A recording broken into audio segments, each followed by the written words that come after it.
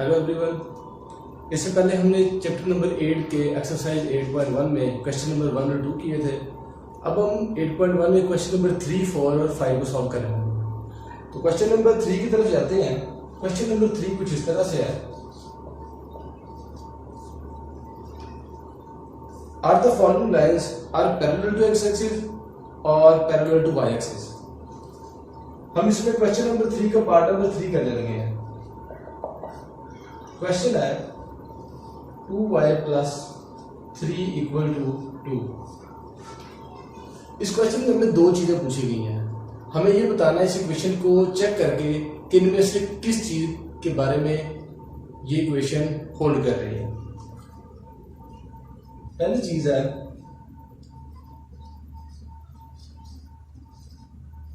Parallel to X axis और दूसरा है पैरेलल टू वाई एक्सिस। हम ये दोनों चीजें चेक करेंगे। इसे हम सॉल्व करते हैं।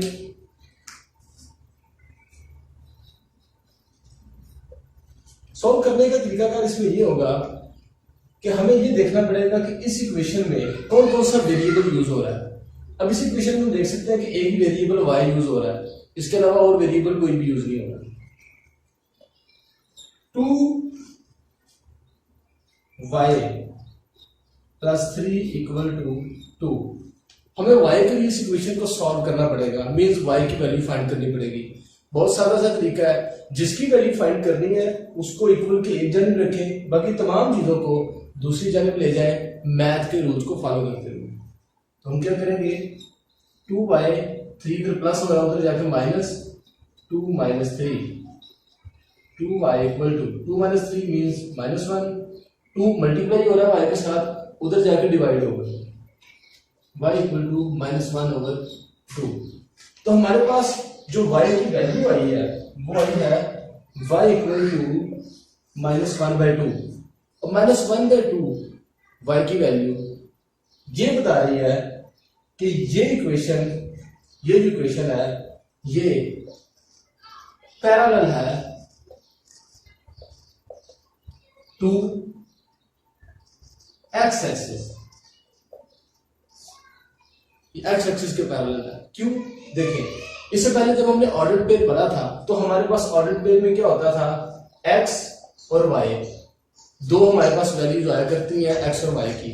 और जब हमने इससे पहले ग्राफ बनाए तो उसमें भी हमने ये देखा कि अगर एक वैल्यू दी है x की या y की, तो हमने उस वैल्यू के लिए जो ग्राफ बनाया, तो जो ग्राफ को प्रेजेंट करने के लिए, पॉइंट को प्रेजेंट करने के लिए लाइन बनाई, वो उस पॉइंट जिस एक्सिस का पॉइंट है दूसरे एक्सिस के पैरेलल आई। मींस अगर x इज इक्वल टू कुछ वैल्यू दी गई है तो जो लाइन आई वो y के पैरेलल आई। अगर y की कुछ वैल्यू दी गई है तो उसके ग्राफ की वैल्यू x के पैरेलल आई। इससे हमें ये पता चलता है कि ये एक वैल्यू जो है ये पैरेलल है x एक्सिस। इसी तरह अगर हम इसके अलावा क्वेश्चन देखें तो हम ये चीज चेक कर सकते हैं और कौन सी वैल्यू हो सकती है, क्या पॉसिबिलिटीज है। उसके लिए हम देखते हैं, इसी में एक एग्जांपल है क्वेश्चन नंबर 3 का पार्ट 5 में करने लगा हूं। 2x minus 2y equal to 0। अच्छा, इसमें हम देखें आपके पास दो वेरिएबल है x और y, दो वेरिएबल। तो क्या होगा, इस इक्वेशन का जब ग्राफ बनाया जाएगा तो हमारे पास ऑर्डर पेयर की दोनों वैल्यू आएंगी, कुछ x की वैल्यूज आ रही होंगी, कुछ y की वैल्यूज आ रही होंगी। इसीलिए क्योंकि दोनों वैल्यूज आ रही हैं तो ये ग्राफ किसी भी एक्सिस के पैरेलल नहीं होगा। लिहाजा ये जो इक्वेशन है, इस इक्वेशन में ये neither parallel to x nor y axis। तो ना तो ये x एक्सिस के पैरेलल है और ना ही y एक्सिस के पैरेलल है।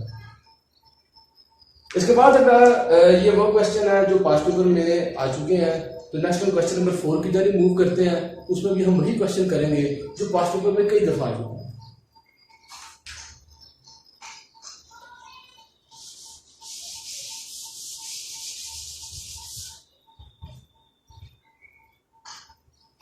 क्वेश्चन नंबर 4,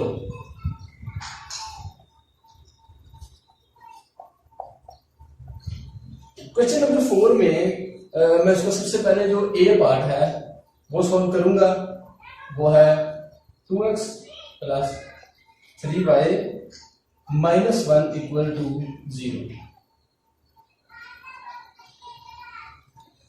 इस क्वेश्चन में हमें ये चीज चेक करनी है कि m और c की वैल्यू क्या है। सवाल में किस तरह से पूछा गया है, find the value of m and c of the following lines by expressing them in the form of y is equal to mx plus c।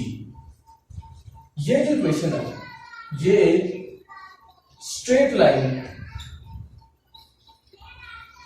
Equation है, स्ट्रेट लाइन की इक्वेशन है। इसमें हमारे पास जो चीजें आ रही हैं उनको हम देखते हैं। यहां पर जो m है वो है स्लोप, और यहां पर जो c है वो है y इंटरसेप्ट।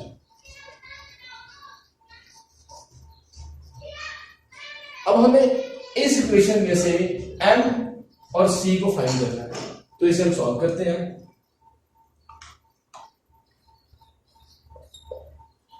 देखिए 2x plus 3y minus 1 equal to 0। हमें इस इक्वेशन को सॉल्व करते हुए इसकी ऐसी शेप बनानी है कि ये इक्वेशन इस तरह की शेप में आ जाए और हमें m और c की वैल्यू कंपेयर करके मिले।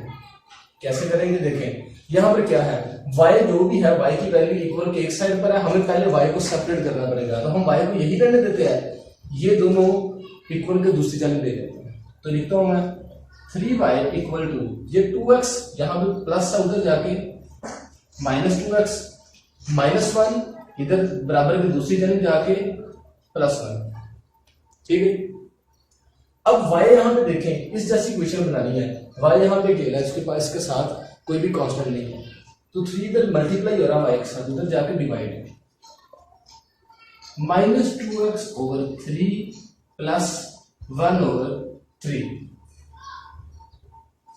अब देखें जी y सेपरेट हो गया इस तरह से, x एक वैल्यू हमें चाहिए x और एक c, x के साथ जो वैल्यू होगी वो होगी m और c के साथ c तो खुद ही गेला है। तो यहां पे देखें x के साथ क्या वैल्यू है, माइनस 2 ओवर 3, ये x के साथ है, प्लस और c की जगह पे है 1 ओवर 3 और यहां पर है y।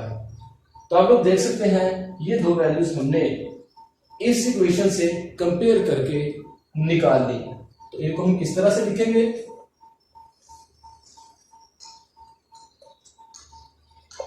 m is equal to m यहां पे क्या है, जो x के साथ है वो m माइनस 2 ओवर 3 और c यहां पे क्या है, c इक्वल टू 1 ओवर 3। तो ये दो वैल्यू हमने निकाली। इस क्वेश्चन में यही चीज करनी है। इससे फर्दर हम क्वेश्चन करते हैं। इस क्वेश्चन में जो क्वेश्चन नंबर 4 है, इसमें से 3-4 क्वेश्चन पांच पेपर में अक्सर आते हैं और 90% चांस ये होता है कि इस चैप्टर में से इन सवालों में से सवाल है। आगे हम देखते हैं इसकी का पार्ट बी। पार्ट बी में कह रहा है x minus 2y equal to minus 2। अब हम इसे इसी इक्वेशन की तरह से इसकी शेप बनाएंगे। तो हम क्या करते हैं, सबसे पहले y को सेपरेट करते हैं, माइनस 2y, x इधर प्लस है, उधर जाके माइनस x। इस माइनस को खत्म करते हैं। कैसे खत्म करते हैं, हम पूरी इक्वेशन में दो तरीके हैं, या तो पूरी इक्वेशन को माइनस 2 से डिवाइड करें, या ये माइनस 2 y के साथ मल्टीप्लाई हो रहा है उधर जाके डिवाइड हो जाए। जो भी तरीका आप करना चाहें एक ही जवाब आएगा। तो मैं इसको क्या करता हूं, ये इधर मल्टीप्लाई हो रहा है उधर जाके डिवाइड हो जाएगा, माइनस 2 ओवर माइनस 2। इसी तरह x के नीचे भी x ओवर माइनस 2। ठीक है, अब देखें ये minus minus 2 cancel, minus minus plus, तो ये आ गया y is equal to 0 minus minus plus x over 2। ये हमारे पास इक्वेशन। अब इसमें से हमें m और c को आइडेंटिफाई करना है। कैसे करेंगे देखेंगे। y इक्वल टू x को हम लिख सकते हैं 1/2 इंटू एक्स, और ये क्या है 0। देखें जी, जो x के साथ है वो m और जो बाकी है साथ वो c। तो इस इक्वेशन में क्या चीज मिलेगी हमें, m equals to 1/2 and c equal to 0। ये इसका आंसर। इसके बाद इसमें जो क्वेश्चन नंबर 4 का पार्ट सी है, डी है, ई, ये पार्ट भी पास्ट पेपर में अक्सर आ चुके हैं। तो इन्हीं में से मैं पार्ट जो ई है उसे फर्दर सॉल्व करता हूं। बाकी दो पार्ट ये कर लिए तो वो भी इजीली सॉल्व हो जाएंगे।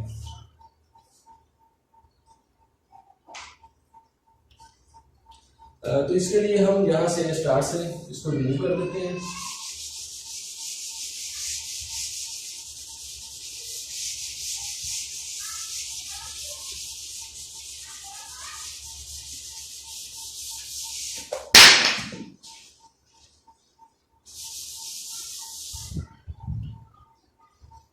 जी, क्वेश्चन 4 और पार्ट है ई। क्वेश्चन है 3 minus 2x plus y equal to 0। ये हमारे पास क्वेश्चन है। सॉल्व करने का तरीका वही है जो हम पहले करते आए हैं। हमें इस इक्वेशन जैसी शेप बनानी है, इक्वेशन ऑफ स्टेट। क्या करेंगे, y को सेपरेट करते हैं, y इधर रहे, बाकी तमाम चीजें बराबर की दूसरी जगह लेके जाते हैं। 3 इधर प्लस का उधर जाके -3, माइनस 2x इधर आके प्लस 2x, ये हमने बराबर की दूसरी जगह बिल्कुल लेके आए ऐसे।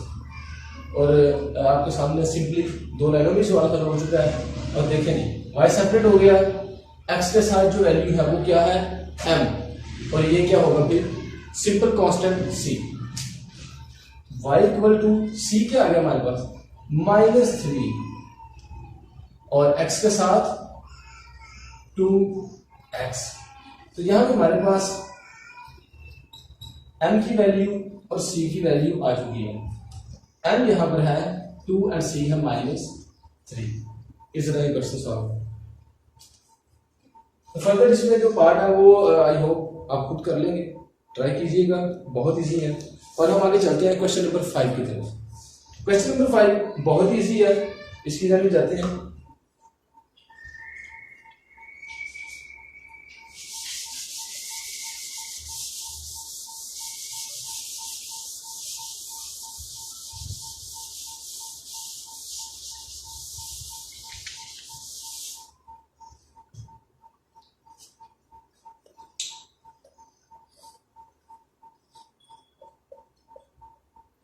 Question number 5।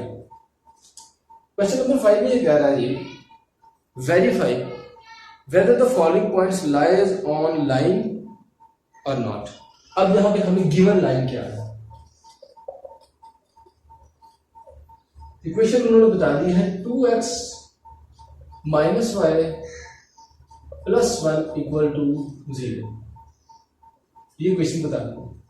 और इसमें अब आपके सामने 5 पार्ट्स हैं इसके, तो हम स्टार्ट करते हैं। इसका पार्ट जो पास्ट पेपर में आ चुका है उसी को हम शुरू करते हैं, पार्ट 4।